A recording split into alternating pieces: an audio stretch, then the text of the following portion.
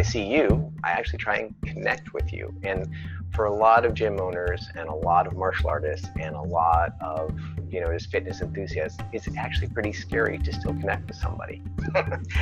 You've got to be okay with yourself. And as weird as we all are, you've got to be willing to bridge and connect with somebody else with a completely different perspective. Welcome to the Culture Club, conversations on the future of fitness and physical culture. Well, here we are, I've lost count, day what of our shelter in place. It's been at least a month, I think, but I've lost count.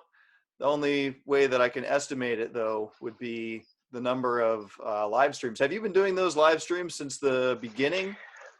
Kind of, yeah. Well, not exactly the beginning. I date it back to the sort of Italian version, because they started a couple weeks before us in terms of lockdown and much more specific lockdown. And my friends screamed for help because they were stuck in their apartments outside of Florence. And they're like, Peter, help us. And in the past few months, I've been planning to move more online. But that was really what did it. Like, oh my God, they really need some help. They're going crazy. And that's right when we sort of started actual lockdown, where we think it was more specifically enforced.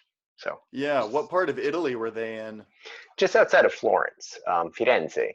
And they're good family friends, but we're getting updates of, you can see that unique style of Italian sarcasm of being locked in place against their will and all of the bad humor that comes out of that. So it was actually kind of funny. I'm glad that I'm not in that situation. It's much more specific there. There are criminal penalties issued to people outside, citations that are very expensive and are actually on your long time. It becomes a criminal record there if you're caught outside without your pass. Yeah. Dispatches from around the world. I just saw a video on Twitter of people in LA trying to go surfing at the beaches, which have been closed down.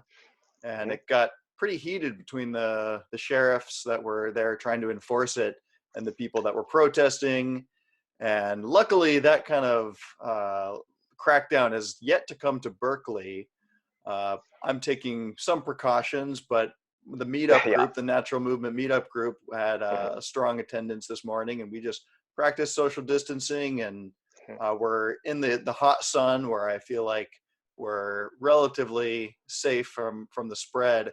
But you said something interesting in one of your streams recently, which is that you're feeling sort of stronger than ever, or that, and the title of the streams is Workouts for Immune Health, or build your immune system. Build your immune system at home with Peter. For lack of better words, it was kind of like the way I did this. It was just like, get it out there. Don't overthink this. People just need it. And people did respond in a really nice way, which has been gratifying because it feels like I have, like all of us, like you're stuck here. How can you help people? How can you do your job? What's your passion? Are you worth anything? So it tended to work out very well for me in the sense that I had these at least comments from people from all over the world responding, at least that, mostly just friends of mine initially. They're like, hey, we're doing it. But then they realized it was a regular thing and that I actually believed in this and that I was serious about you getting stronger over time. So let's step back to how you first got interested in helping people get stronger. Where does that come from? Yeah, it was an interesting journey for me because I come from a family of community developers and social workers and people who go out and help people. And I decided I wasn't going to be a social worker myself, but I liked the aspect of civil responsibility and giving something significant over time to the community, and ideally at a very local level. But then I went back and I did that in the Mission District in San Francisco many years ago, and I realized I needed to go back and get more of a degree to understand how things work in American economies, political and financial. And so I got my master's degree in public policy analysis and organizational development, management of organizations, particularly not-for-profits. Because I was doing this and I worked in various not-for-profits and for-profits, basically trying to improve lives, often through the arts and movement and public art forums where people conversed and came together. But there was kind of like urban planning long-term perspective about how you change society. And there's a set process. It's for better or for worse, there's a way you go about it, and you think long-term, and then there's all these inputs which completely change everything in the process. But that is, and I did that for on and off for 10 or 15 years in different organizations. And I was happy and it was interesting and stuff, but I realized that when I was in my mid 30s, or that I needed to pay attention to the movement studies that I had been doing really since I was 11 or 12, back when I started with traditional karate back in San Diego a long time ago.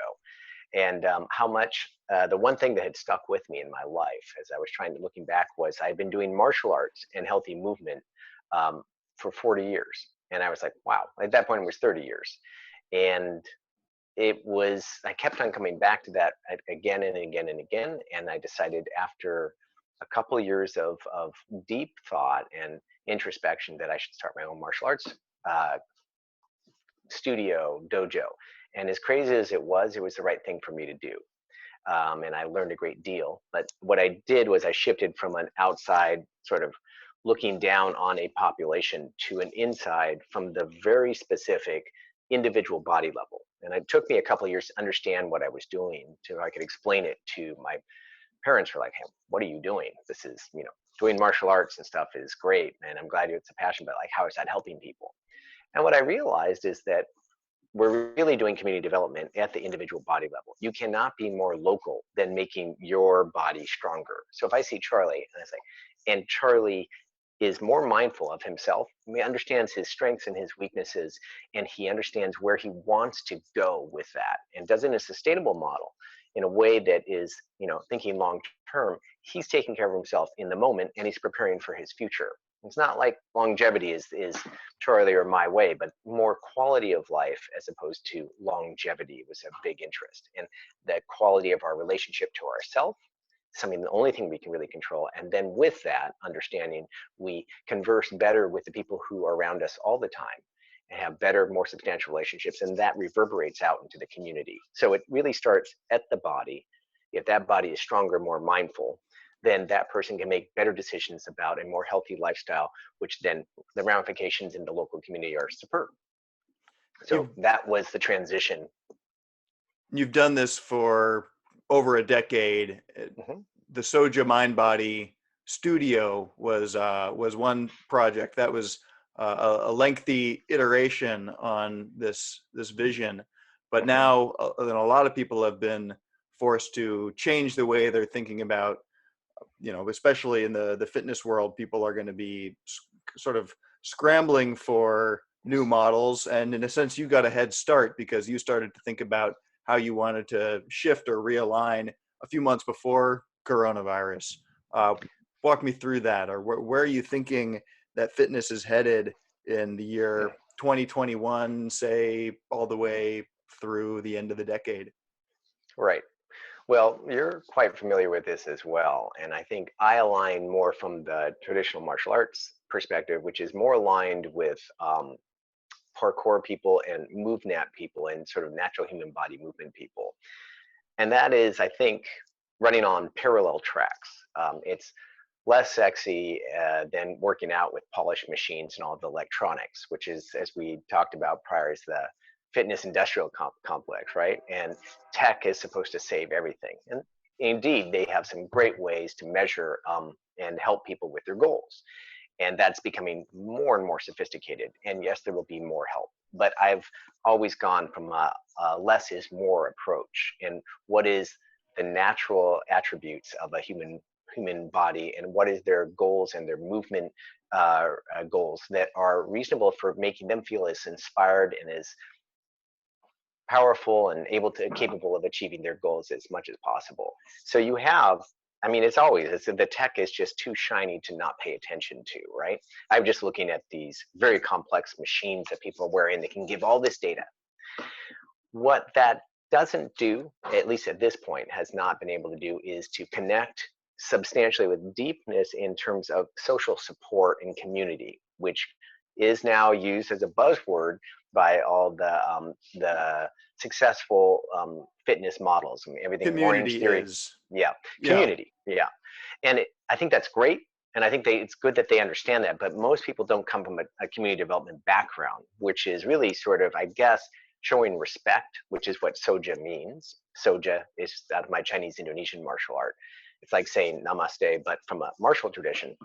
But once you have that respect and you are actually actively listening to your friends, your clientele, your peers, your teachers, then that type of respect is um, a truly sort of eloquent sense of what community is.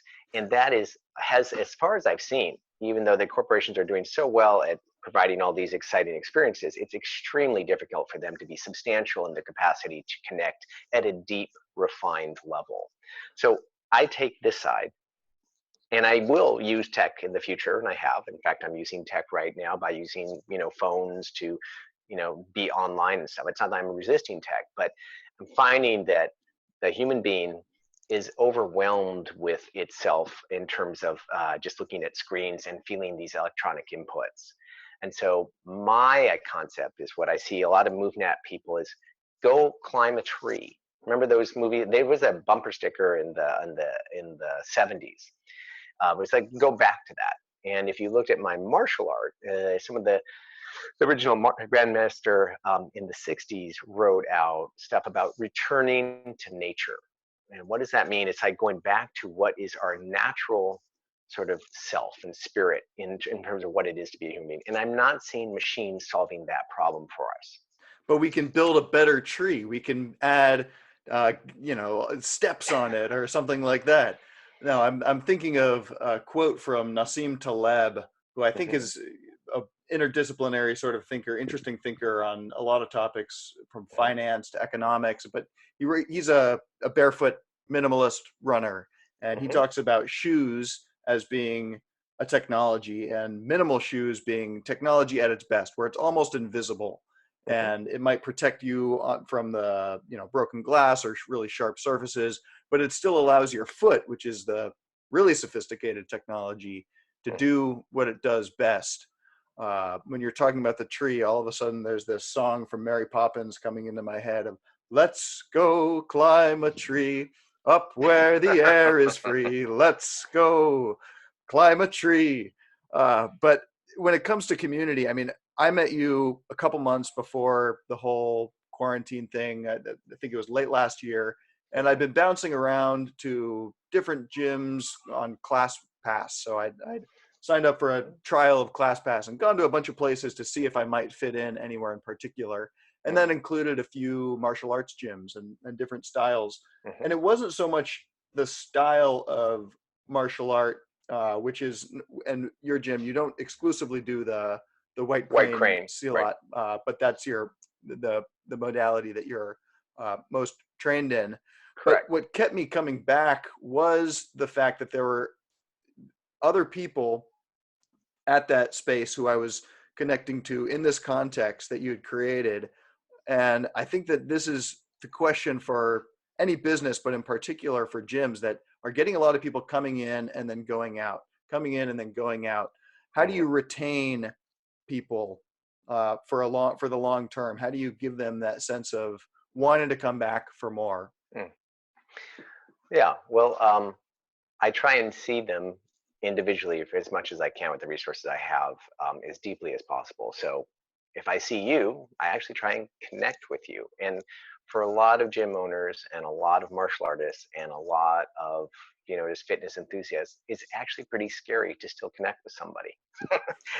You've got to be okay with yourself. And as weird as we all are, um, you've got to be willing to bridge and connect with somebody else with a completely different perspective. Oftentimes I do that and I find someone who is looking for something else. And I realize very quickly that I'm interested in a long-term community. I'm interested in long-term change and long-term relationships, whether or not I'm the right teacher for somebody or the right fitness coach for somebody. My expectations are actually pretty low on that. I am, just given that I know there's people show up for so many different reasons with goals that make sense or don't in the moment and later do. So without the expectations, I basically, how can I serve you? And I have a listening session. But that seems to be a unique process for that should happen more, but doesn't. So that's one thing I do. I actually try and hear, what do you need? And a lot of times the answer is, oh, well, can't, we don't do a good job of offering that. There's another group, it's the MoveNat group. Go talk to them. Or, sounds like you need some Brazilian Jiu-Jitsu. We do that here occasionally, and we have a little bit, but we're not specialists in that. And my friends that are, I will refer you. So Yeah, a lot of times it's helping them on to another location. I've heard before that one of the best customer acquisition strategies in a way can be to turn someone away and tell them you're looking for something else. And has anyone ever, upon hearing that, thought about, wow, this person's actually being honest and upfront with me, I'm going to explore what he is offering, and then ended up sticking around and I coming and did. checking Yeah. out? Yeah. No, I had people argue with me that I needed to teach them certain things. And I was like, for a while, when I first started out, when I was trying to get people in the door, I was actually trying to do it, but it's always disastrous, or I just say it's just so laborious. It's really inefficient. So the quicker I could come to figure out what they were asking and whether I thought I'd be a good person to give it to them, helped me and them. They felt safer. But it turns out that some of these people would still they matched with my energy and my sort of graciousness in trying to understand, actually actively listen to them. And that was attractive to them. And then they came by and they realized that it's not just Peter at Soja. There was a faculty of, 6 to 18 teachers that would come through at different parts of the year. And so, just like if you're a fabulous fitness coach, you're going to have other people, you're going to have certain clients or certain students that need certain specific trainings that you're not great at, or you're okay at, but there's a friend over there who's superb at, and that will help them. So you help them along their way and go stay with them, they come back. But there's this larger community of faculty. It's almost like I see it as it's sort of a department of people who are like-minded thinkers. How do you describe the white crane Silat method, or excuse, Yeah. how do you describe that to someone who is unfamiliar with the subtle differences between martial arts? And then what do you think that it offers, either in terms of another overused term, functional fitness, or something else entirely? Well, I was introduced to white crane seal about 30, a little bit more than that, years ago, and I've been studying it pretty actively since. And I've had multiple teachers, and I have to say that it is daunting in the beginning because of so many moves, so much diversity. It's not to be complex, but I would say it's one of the largest bodies of inclusive of diverse body movements that I've seen, martial arts, dance, or whatever, because it comes from so many different systems that were the original grandmaster put together, just actual Chinese, shallow in northern, southern, some Tibetan, some Chinese women's styles, and then with Penchak Silat, various styles of Penchak Silat matched together into this wonderful body of knowledge and a place to explore it. And initially you are looking at physical goals, but then very quickly you start working at your own stuck spirit or approach. And so it was a mind, body, spirit, a challenge on all three levels. And the community of people, particularly in just south of Jakarta, really challenged me to look into understanding how certain communities can support this type of personal inquiry, and us initially on a somatic level, but eventually what it goes to is, what is Peter trying to do now, and where does he want to go in 3 years, or does he want to be in 18 years, that type of thing. So I found tremendous amounts of diversity of different styles, and a lot of styles will have a lot of family lineages are more simplified because it's easier to teach, where they'll have 5 or 10 or 15 long movements or kata or forms. White crane Silat has 107, actually 108, sorry. And not one person in the world has all of them. So, and if you knew that someone needed a particular form in order to help them with a particular life issue or develop a certain type of energy or fighting style, you'd say, go study with him. You're going to have to go to Germany. And What's because an example of that? Like if someone's got is it like a particular trauma or an emotional issue, an attachment issue, and how do the movements play into it's that? really, it's actually looked at as a sort of life therapeutic approach. So it could be, it really depends on the moment. So it could be an actual, it is based on internal Chinese medicine. I'm not an internal Chinese medicine person at all. I have done very little. I know some concepts, but I'm not a trainer. But you can actually assign someone a particular move or sequence of moves in order to work on the kidney, to develop the quality of taking care of the liver or the heart or the lungs and all this. So the whole acupuncture, acupressure concept of meridians and stuff is a play there. I don't specialize in that side of it. But from a flow, grace, functional capacity to achieve movement, going from point A to point B in a certain way, and sort of develop your own personal narrative. That's what I specialize more with that, and particularly in terms of fighting, But the self-defense. functional side of Mhm. self-defense. Yes. What's the question? How does the White Crane Silat system translate into a functional self-defense context? Yeah. So it seems to initially make it very difficult for the first few years until you have a foundation and you start to understand everything that's being thrown at you. You get overwhelmed. It's one of the hardest systems to study because it's so complex in terms of there's so many pieces to it. I akin it to doing 3 PhD programs over 18 years, and eventually it starts to come together. But it's not an easy way to start. Um, if you enjoy process, it's great. If you just want quick answers, go to Krav Maga or go to whatever. It's the hardest way. But what it does is overall is discipline and focus for people who have usually too much energy. But for the fighting thing, it's usually done on hardwood floors or cement. So when we do our rolls, you learn rolls, front rolls, back rolls, all the gymnastics on cement, ideally, or on tile or on hardwood, and could be on dirt. But the idea is that once you've done that for a while, your body is so conditioned that when you do get hit, um, it's not a big deal because usually you've thrown your whole body on the ground so many thousands of times by yourself, controlled in a way that was right for you, that your muscle tissue is more dynamic. So I hit it, and usually for people who haven't done that, they'll get a bruise. But I've done that enough so that my tissue is used to it. I can get a little bit of a bruise, but it's for me, it's kind of like, oh, I just sort of fell down. It's an So initially, you can survive situations more than you are great at winning. But for the people who like to fight and take the styles, we have our share of intense fighters too. So I'd say that unkillability is an underappreciated asset in the world. And that idea of just adaptability, and it seems to be the common thread through all fitness. It's kind of like if you needed to come up with a general theory of physical fitness or of, you know, this whole fitness, yeah, but just say physical fitness, it would be that sort of adaptation to an imposed demand or a specific adaptation yeah. to an imposed demand. And I've been exploring that idea of hormesis in a lot of different contexts, or Mhm. anti-fragility, resilience, basically the ability to take a stress and use it to get stronger.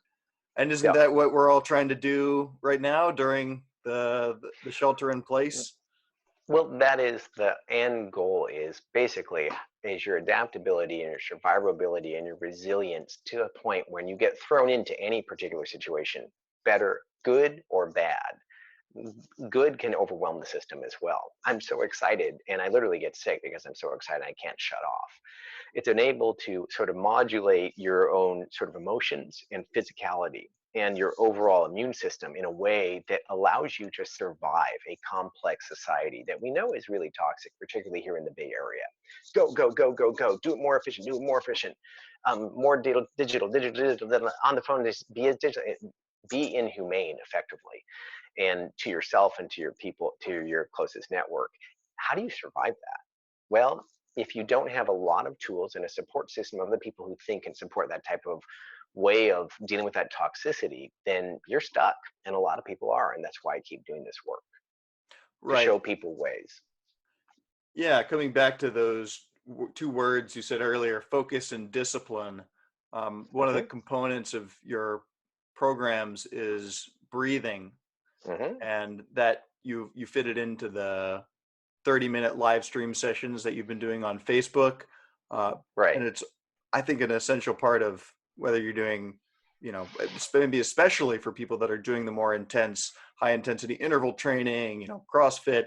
If you're in that constant or chronic stress state, then you might leave the gym in some ways less adapted to your surroundings if you're always in that go, go, go, and you never take the time. So what's an example of we could just even maybe do something right here, a little breathing exercise. Right. So again, I think I mentioned in my 30-minute sessions that I have a lot of gratitude. I received some very complex and deep training from a very early age, from 11 and 12, in Indian tradition, in particular. So I was trained in some pretty intense breathing initially, which is the old school Indian meditation that is hard, and it's right or wrong, and it's just downright frustrating. And I actually did very well and went far with it, and it really helped me all until, but I sort of stopped doing it in my 20s. And I sort of would come back and do little pieces of stuff. And then the White Crane Silat has its own breathing stuff as well too, but they're actually quite complex given the kind of stuff I do these days. And a couple of years ago, I was lucky enough to have Dan Brule come and train, lead a workshop at my studio. He's one of Wim Hof's teachers and peers, who's done breath work across the world with a variety of masters, and including the Systema people out of Moscow. And we had a lot of connections, but I really appreciated his approach, and I would consider him a true teacher, at least to me, and I hope that you would explore him. But the biggest thing— Say the name again. Dan Brule, B-R-U-L-E, with an apostrophe on it, accent. Dan Brule. And he has a book. It's like creme brulee, but Dan Brule. Dan. And he's expat, I believe, lives down in Mexico, if he's not traveling around and teaching special forces or different groups or entrepreneurs or people around the world in terms of how to work through breath challenges and why it's so necessary. But they're completely just pared down to the bone. And I'll show you. I'll just do it very simply. And when I saw him and I saw how simple it was, I was like, oh, it can't be that simple and still have a be tremendously beneficial. Why? Because it feels good, and I have my focus and attention. So one big thing was through the nose, inhale, but do your inhalation over time, make it slow and controlled. So the process is not taking all the thoughts away from your mind and trying to have a completely blank mind, but pay attention to the physicality of the inhalation of the breath, from completely empty to completely full. And as Americans, we use just a small part of our overall lungs and diaphragm. So it's really be dramatic. Go from in to full, out through the mouth, down to empty. But really sort of push at the end. So we'll just try it. Try it 3 times, okay? I'll be dramatic with my hands because I do that on film, but you don't have to be. I just want you to be dramatic with your inhalation. So big inhale through the nose, slowly. And exhale slowly through the mouth.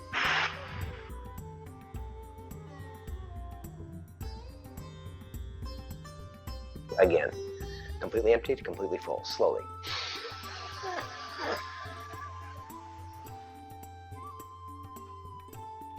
Exhale.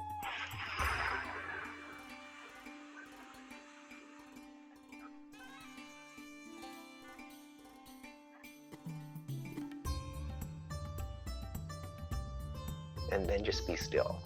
Don't even need to do a third one. When I do that, even if I get 1 good breath, my day is good. 1 good breath. Can I get 3 in? Great. Can I do 9? Cool. But I brought it down to a simplified manner where people get these little bits of success and they build a breath work pattern. If they want to make it more complex and do more advanced stuff, cool. But initially, you should be doing it every day anyway, multiple times a day. So there's my thought on breath work. Does that help? Fresh air is a hell of a drug.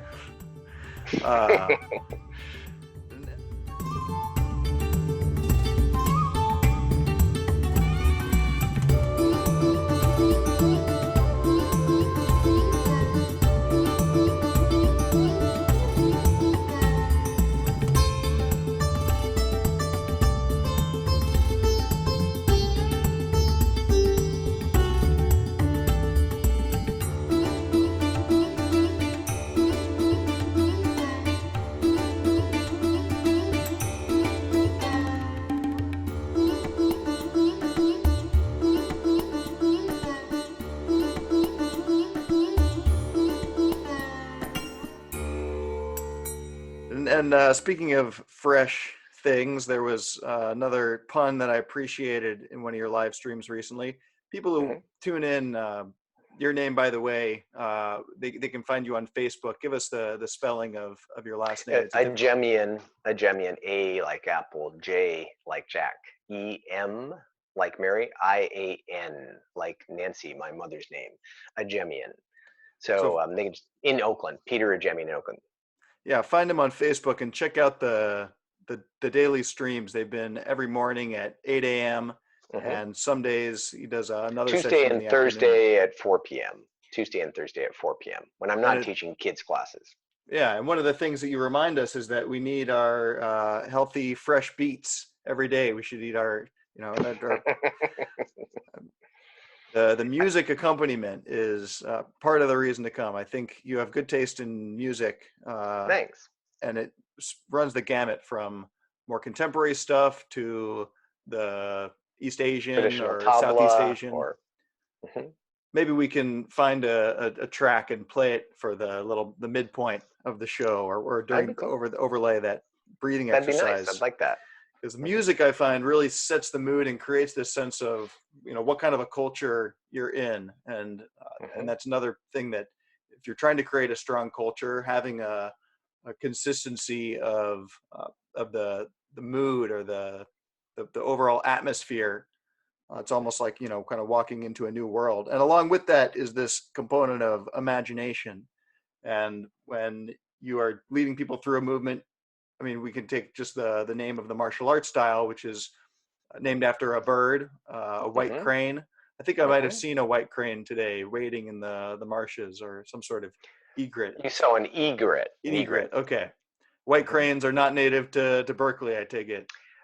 There's sandpiper cranes are relatively white, and those are mid-California, but you wouldn't see too many of them out here. I've never seen one out in the Bay Area.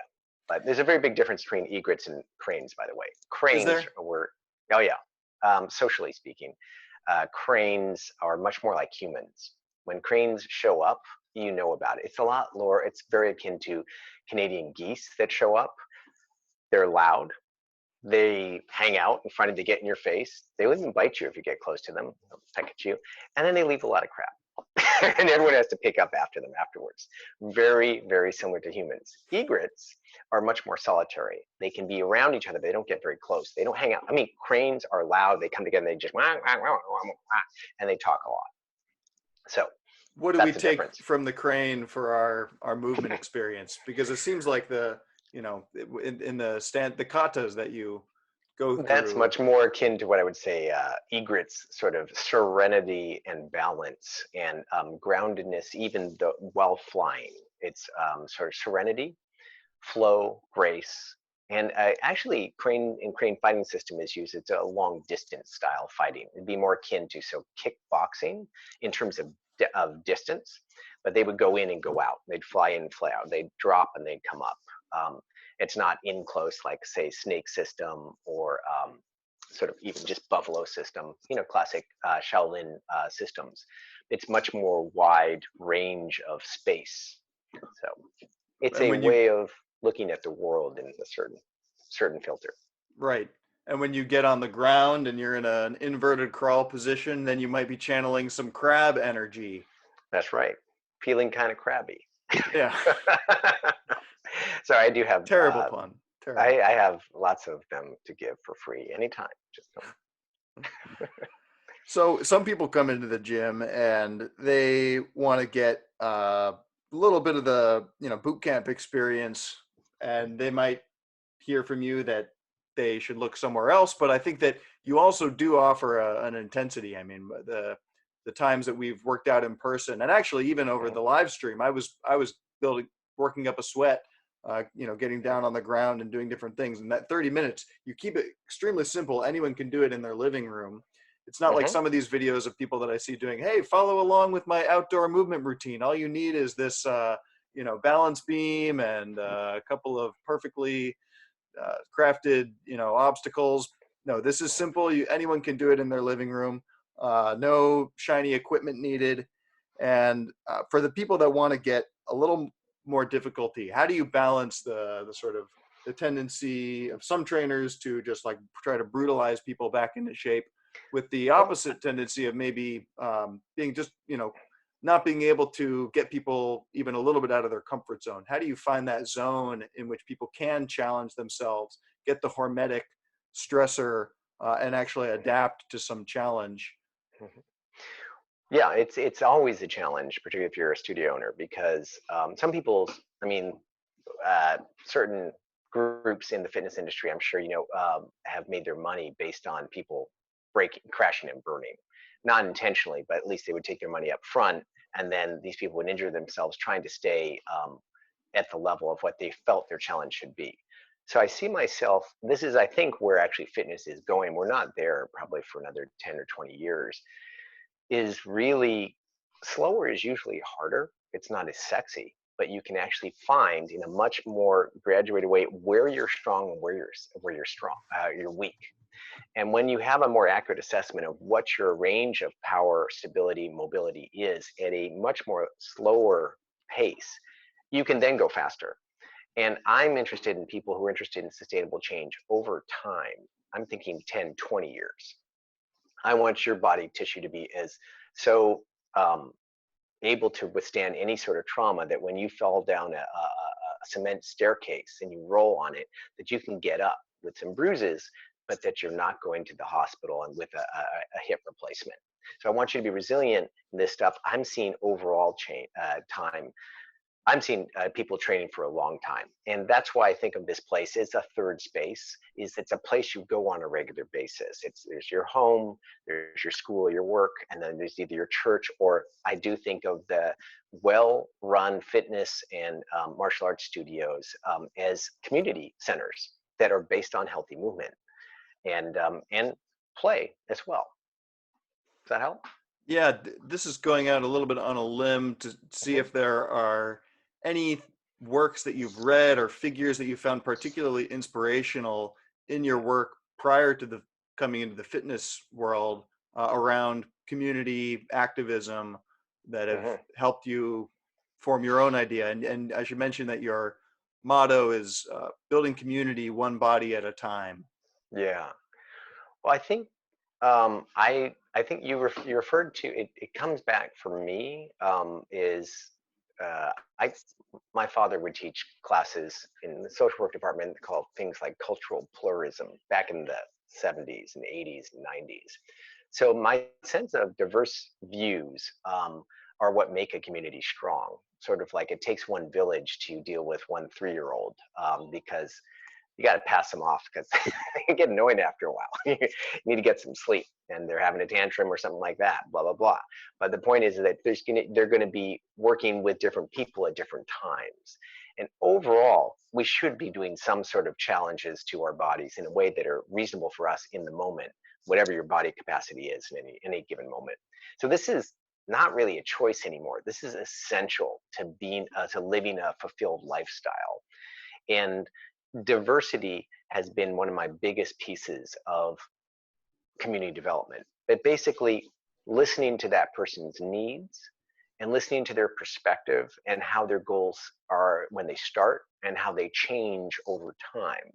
And for me, trying not to assume that my ideas are really what's going to solve this problem, but that I have century old movement challenges that have been around for 1 to 3,000 years, either out of China, Tibet, or India, that are still around because they are still essentially good challenges for humans. And I do them as I'd expect everyone to do them in any sort of modified form. Like I mentioned, everyone should be able to do a push-up, whether it's on a chair, whether it's on your knees, or even against the wall.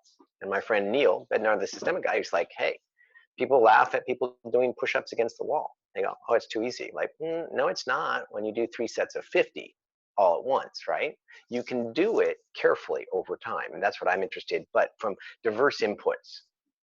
And that includes diversity of age. You teach children's martial arts, Mhm. and you have clients who are much older. You have people with disabilities. They're extreme disabilities. I mean, it's remarkable. Some of the people who, some of the people who have extreme cerebral palsy cannot even talk without a computer-aided thing. We're using their eyes, and they ask me questions. Either we pull them out of their wheelchairs and they work with us. Those people work so hard. They are such an asset to people who can move around like you and I. And they watch those people and they, oh my God, that's so hard for her. And she is not giving up. This is a fighter. In a way, the fighter I'm going to work out and I'm going to get a sweat and I'm going to do these very different moves at my level. Now I'm a survivor running through my head at early or whenever late 90s hit. Who was that? Doesn't matter. Yep. Destiny's Child, something like that. Right, I'm a survivor. I'm not going to give up. And that's the thing is, the consistency of effort applied over time is what builds resilience. You can't get resilience from a single day or a 30-day boot camp that's supposed to give you six-pack abs and burn off the fat. How do you keep people motivated for that long haul? And then how do you keep them wanting more and wanting the consistent, wanting to apply the consistent effort? Because that's, we live in an age when if you're not appealing to people's narcissism or their apathy in some way, it can be hard to sell them something. So it's the same reason why I think I'm still doing this movement after 30 years is these are essential movement challenges. But what I managed to do as a teacher, at least somewhat successfully, has been to basically pique people's perspective on why they're doing it in the moment. And oftentimes I see martial arts as interesting on a variety of fronts, particularly because you have these combat arts of survival self-defense. You've got this fitness, strength, and conditioning component, but then you have the artistic and refined body movement. Now, a good fighter, a good street fighter, does not have to look good. In fact, they oftentimes don't. They don't need to. In fact, usually when they're really good, you don't even see what they're doing to you. It's just you get hit. You're like, ah. Are they strong? Not usually. They can be, but that's not necessary. So that's your street fighter stuff. And then there's the fitness people who are just really want to feel those endorphins from working out so hard. That's great too. And then you have these dancer artistic types where we're to make it look eloquent, which is the hardest piece of this by far. Refined body movement only comes from long-term discipline over years and years of work. And the idea is you're never at the end of the path. You only go deeper with what you have. So your movement may be truncated based on lack of mobility or whatever, living life. But here and here, it still expands. And so that you understand that adaptability and resilience really comes down to here mostly overall, but that comes later. And that's what I find people come back, they get bits and pieces of it. And I just try to tell them about it less myself and have them discover it enough in a movement system that's complex with enough challenges at their level. My job is to give them the right challenge at that moment of that particular challenge. Does that make sense? Yeah. I don't know if you use this word in any of your sort of branding, but how do you define functional in the context of functional fitness? Yeah. Well, I mean, from what I understand, functional fitness is really just, it was developed in the 70s and 80s, particularly in the 80s. That's a relatively new term, but it came out of physical therapists trying to talk about, mostly from a rehabilitative standpoint. But what you understand about physical therapy, and they're kind of like insurance people. They're just like, they're trying to prevent you from doing anything that might possibly bring you backwards and hurt you. The reality is that the human condition requires challenge. It's just, the question is at the appropriate level. When the body gets overwhelmed with too much challenge, it could be catastrophic. So functional fitness, for me, my interpretation of it is really efficient body movement. And yes, it is coordinated body movement, but I think of almost in terms of bone stacking, sort of efficiency in a perfect plank, and it's understanding how using the body in a refined, in a stacked position is more effective overall and allows you to take on greater challenges overall. So but there is definitely there's a medical approach to it that is helpful, that is really added to the equation, the answer rather. Yeah, you've told me before in another conversation we talked about the need to challenge yourself in some way a little bit every day to get Mhm. outside of your comfort zone. How do Yeah, do you do something. that as someone Yeah. who's been doing movement for 30 years? I just did it. I just did it about an hour ago. I was in the park with friends, and there was a friend who hasn't been working out much, and I said, get up on that tree, and he did. And but basically, do something a little bit dangerous every day. Now, not dangerous where you're really going to hurt yourself, but where you think you might. It's really this and this that gets challenged when that happens, and the fight or flight sort of hormones start to flow a little bit. Like, hey, I really have to be mindful of what I'm doing, or I'm going to get hurt. So that's what I'm after, is not hurting somebody and not even really getting them in serious danger, but where they're actually starting to flow in a hormonal way. I couldn't speak about it medically or physiologically speaking right now. I'm not a neuroscientist, but effectively where flow happens on different levels. And so this guy got up on a tree, and this is something you do. And I said, okay, great. Now it was a long limb in near some redwoods, and it was not a redwood tree, but it was a long limb. It was probably like 30, a tree trunk that was like 30 feet long. And I said, okay, now walk on it. And it was about 6 feet above the ground. Not too dangerous for this guy in particular. But he had to think for a second, what am I doing? So it's the process. It's actually, if he even didn't walk or even didn't get up, he had already started to think in those terms. And that does not happen while you're sitting at your desk or while we're having these conversations where there's really no challenge. It shouldn't be challenges all the time, but there should be something that says, I'm not so, yeah, this, I have to be careful. I have to be mindful in a very specific way. In MoveNet, we make the distinction between sort of risk and danger, where risk is where there's some chance that you could get injured, Mm-hmm, when danger entails like an appreciable chance of a catastrophic injury, or mm-hmm, yeah, and obviously, uh, as a society, we make certain decisions to avoid certain dangers, but I think that the risk is always a matter of trade-offs. And I've been a little bit frustrated by the way that the conversation has gone around the shelter in place, and sort of, I don't expect things to ever go back to normal in any sense of the word, but um, I wonder how we can make those kinds of decisions individually, which is are the only decision that we can make, uh, but do it in a way that sort of brings people maybe a little bit out of their comfort zone in that sense too. And granted, this is not the Peter and Charlie talk about epidemiology show, mm-hmm, but how are you looking at things from the perspective of, one, information overload and mm-hmm. the impossibility of sifting through it all and taking in every single piece of information into account, with just the general need to live a healthy life. And as time drags on, it just becomes a unviable strategy to stay locked up at home. And we seem to be going to sort of absurd lengths, although that remains to be seen, I guess. So I'm open to hearing that maybe you think that we've been taking appropriate precautions, and you don't even need to speak to the level of I think precaution. I think you do take precautions and you do something else.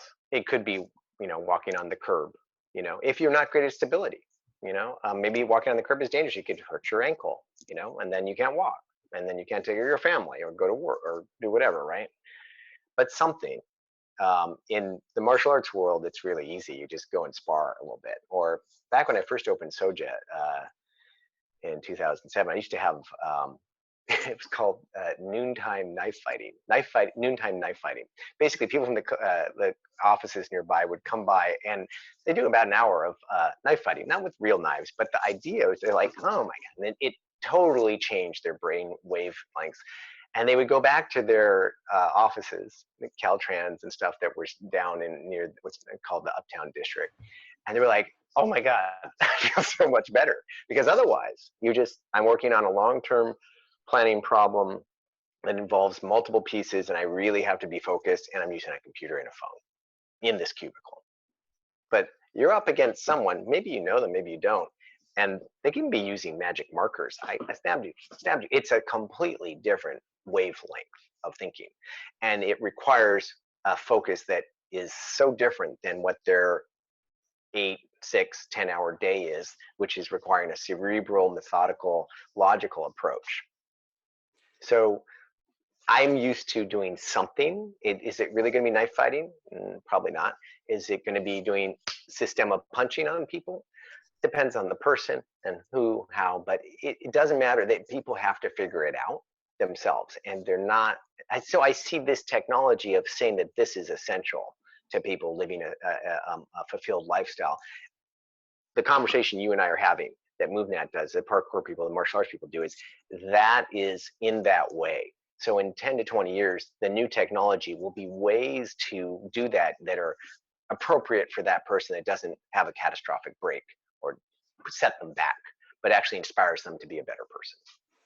Right, and this is the nature of the hormesis curve, or the concept, which I'm taking from pharmacology, but it's been applied in other areas. And again, Nassim Taleb is one of the most interesting thinkers in this regard, where you look at in the financial world, that's the lens through which he approaches it a lot of times. The only people that have a lot of money that they've been entrusted with are those who have sort of a sufficient track record of not well, I shouldn't say this, because actually there are a lot of institutions that have, regularly gone bankrupt or whatnot. But the idea is, on the whole, the sort of smart money is that which doesn't get wiped out completely. But there's still, you have to take a risk in order to get a return. But if you're investing, if you just put all of your funds under your bed, that is in some ways the safest thing, because the banks can't mess with it, right? I'm not saying, or you just keep it in the savings account and the lowest risk possible. You can do that, but I do say you can also do some other calculated risks that are not that dangerous. Yeah, finding that safe zone, the safe range within which you're expanding your adaptability, but not breaking yourself and making it so that you don't want to come in the next day or the next week.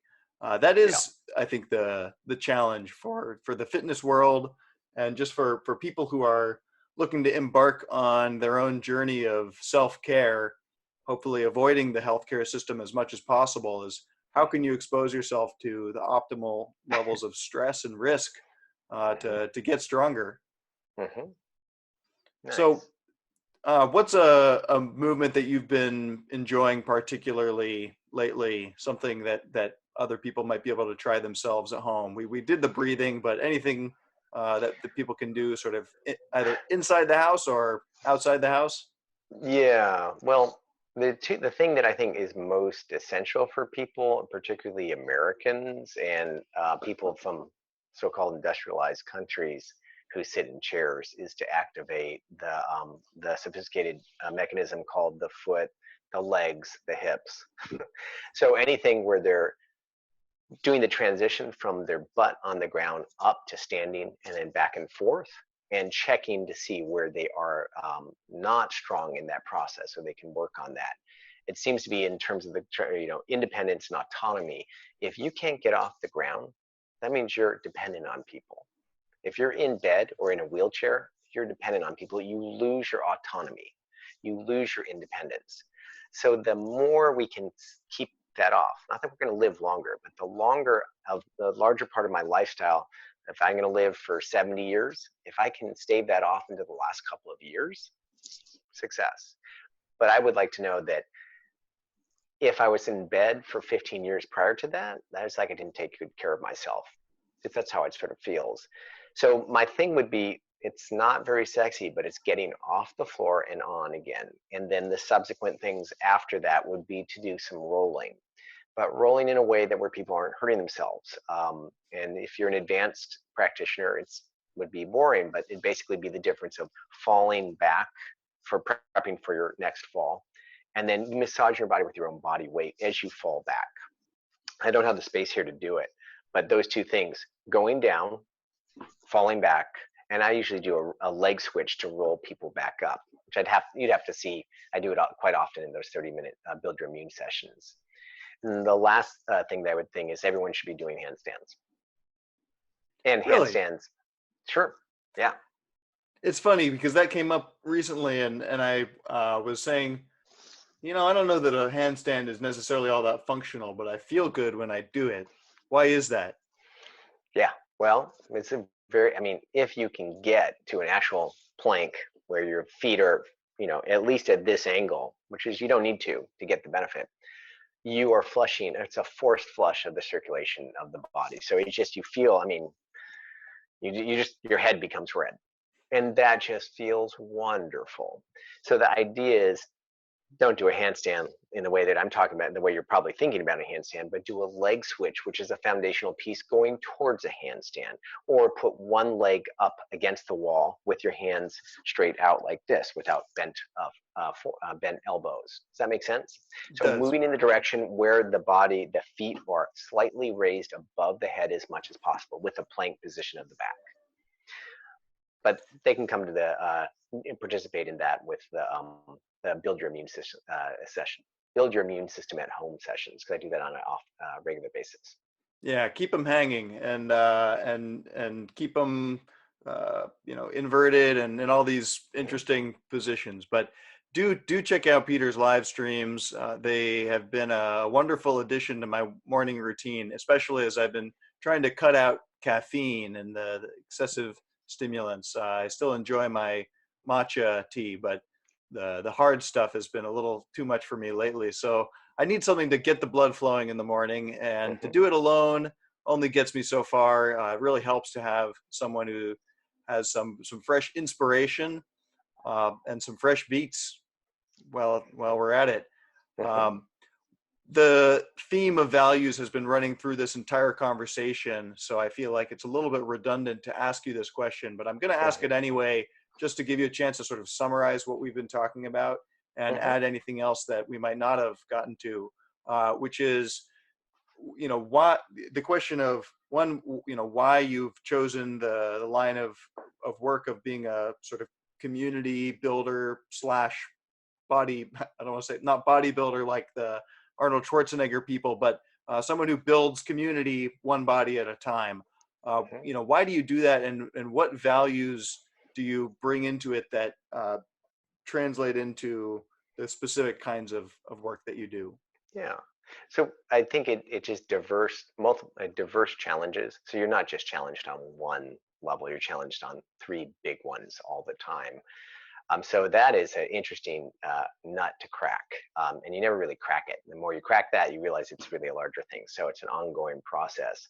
But I do this because it feels good. It mostly feels good, and if it doesn't feel good, I don't do it.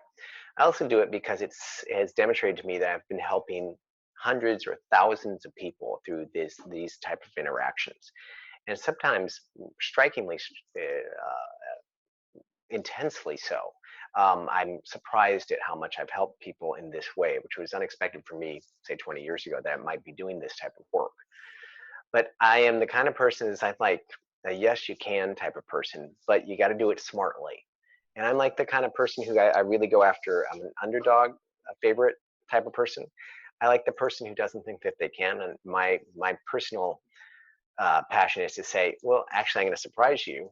You just did it, and it's really reframing what their goals are initially, and then showing them the way to make their challenges appropriate to them. But so Can that you give an helping people, example of what that looks like? it's very Someone with a different. Yeah. So I mean, with some person, it may be, can you stand on one foot raised 2 inches above the wall for like 3 seconds? And that person may be 70 years old. Yeah, that may be one thing.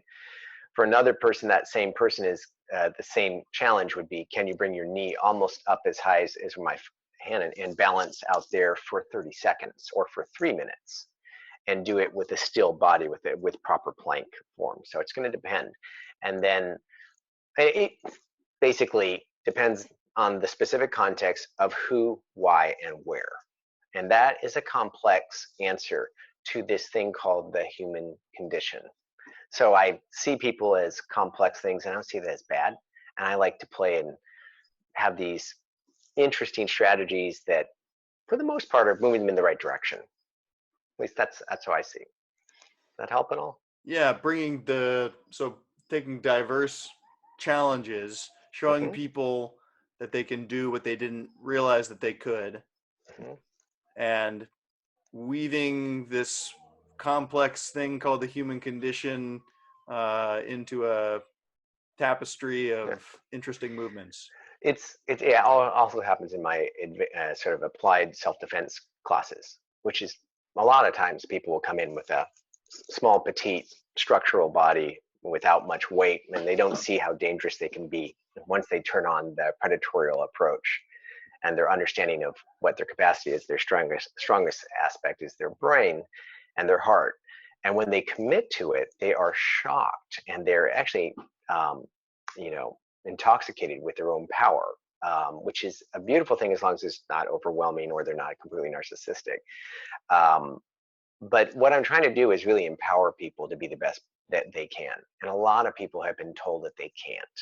And I get so angry at the bad coaches that yelled at people and people just shut off. They're basically bad teachers. I've got a real problem with teachers who shut people off, or they don't know when to pass that student off, or they can't for whatever reason. They don't, and they shut that student down. So I'm the kind of person who I like to see myself as at least trying to turn the light on for people and rekindle that yes I can attitude. And sometimes I'm very successful, and sometimes I fall flat on my face, and I deal with that. Now at my age, I'm okay with that. Yeah, well, you've certainly made a positive impact in my life, and I'm hoping to continue to spread that around, both in the, in terms of the warm-ups that I do in my work. And I think that uh, people who watch your style will gain a lot just by osmosis, and the kinds of personality traits that you have that make people feel comfortable pushing through some of the challenges. It is an inspirational sort of thing. So check out Peter's Facebook, Peter Ajemian. You're hopefully going to be doing some cool stuff online that anyone can access, and maybe for those of us lucky enough to live in the Bay Area, we'll also have a chance to work out with you more in person. Hopefully in the next few weeks, but who knows, right? Yeah, it's Yeah. okay. They will go back to that when it's time, and we don't want to go too prematurely. It's fine. But and then a lot of this is going to go. I do privates for this type of stuff. People want to go faster, but this is supposed to be an online curriculum in the next few months, which is what I'm working on right now. That was part of the reason of shutting down the old studio, was give me some breathing space to actually think about putting down the knowledge base that I developed over the last 12-year phase at Soja.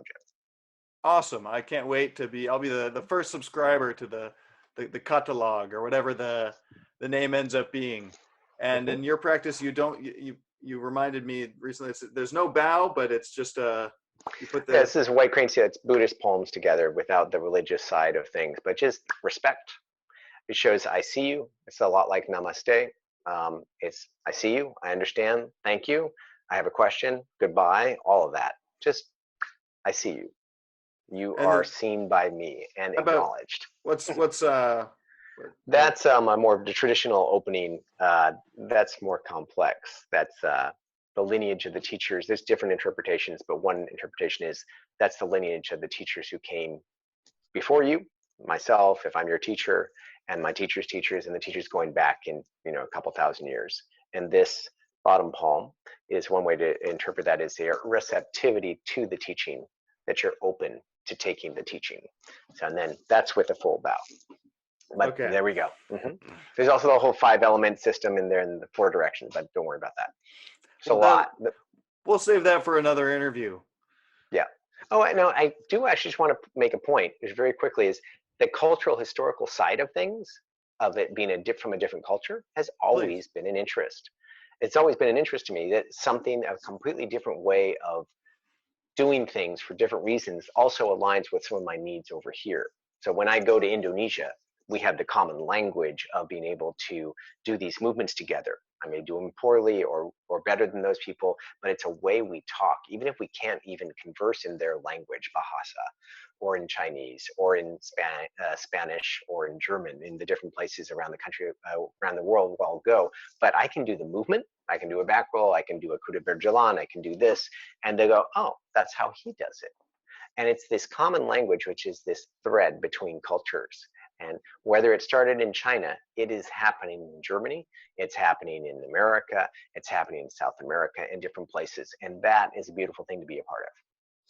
We're all embodied, and in that sense, we do speak the same language, the language of movement. Peter, it's been really great talking to you, and I'm glad that you brought up that cultural component, because for a podcast called The Culture Club, it's good to at least mention that word once. Cool. So well, thanks it's been again a pleasure. for taking the time, and I hope to see you soon. Let's work out again soon, very soon. Okay, Trip, take care.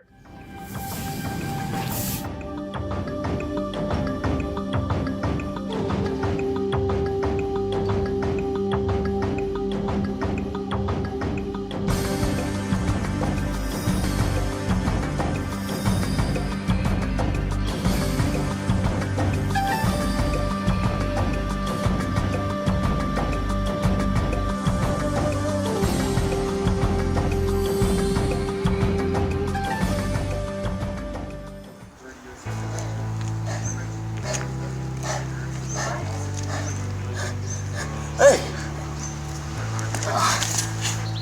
working up a sweat out here at the BART stop in El Cerrito. Looks like they closed down the little park where I normally do my calisthenics, so I'm having to get a little more creative with what I use to interact with.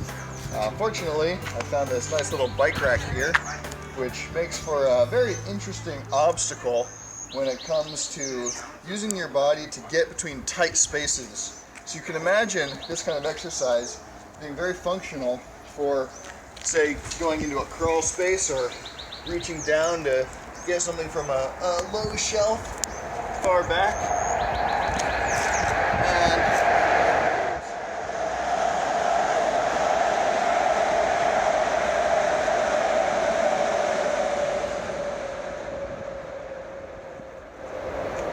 And there goes BART train. It's all about mobility and the ability of your body to move in ways, get into tight configurations, and then quickly navigate the complexity of your environment. So, as you can see, you don't need any fancy fitness equipment to stay in shape during the shelter in place.